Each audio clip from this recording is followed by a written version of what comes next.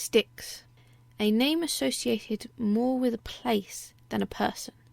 But like many things in Greek mythology, there is some form of divinity watching over them. Styx is an Oceanid nymph, the child of two titans, Oceanus and Thetis. Although one of 3,000 daughters of these titans, she seems to be one of the most famous. Unlike other nymphs who resided in freshwater sources, Styx outstripped many of her sisters and represented one of the rivers of the underworld. Her waters would go on to become the most famous of all the underworld's rivers. In early mythology, predating the rule of the Olympians, Styx would marry the titan Pallas, son of Cirrus and Eurybia. The couple would go on to have 4 children: Nike, the personification of victory; Zealous, the personification of rivalry, dedication, glory, envy, and jealousy; Kratos, the personification of strength and dominion; and Baia, the personification of force and violence.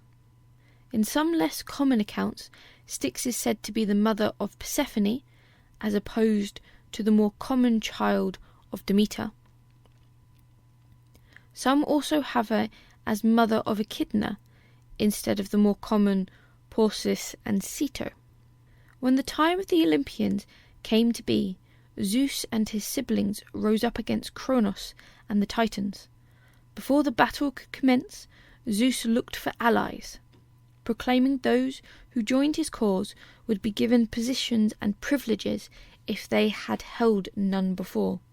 On the advice of her father, Styx was the first to ally with the Olympians, bringing her children with her.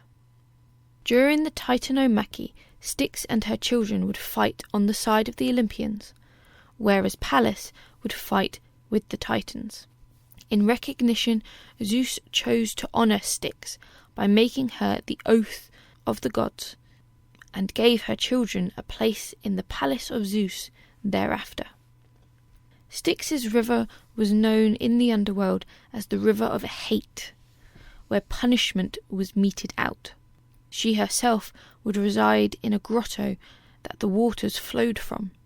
Due to Zeus's honour, Styx's sacred waters became important to the gods, for the gods would use the waters to make oaths. Iris would collect the water in a golden pitcher, and whilst pouring the water, the god or goddess would swear their oath and be bound to keep it. Should they break their oath, they would be punished.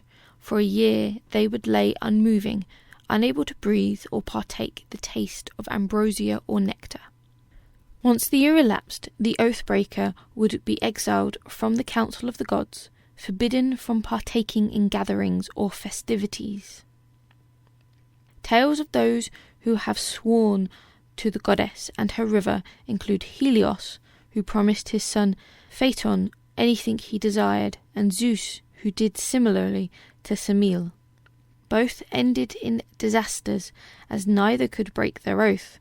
In later versions of the myth, the waters of Styx also feature in the tale of Achilles, Thetis dipping her son in the water by his heel to make him invulnerable to all weaponry, the only part vulnerable being that which didn't dip into the waters. Other myths of this tale use ambrosia and nectar, and that is Styx, a character who could have easily been obscure, but instead went on to be a very famous character in the Pantheon well through her river, that is.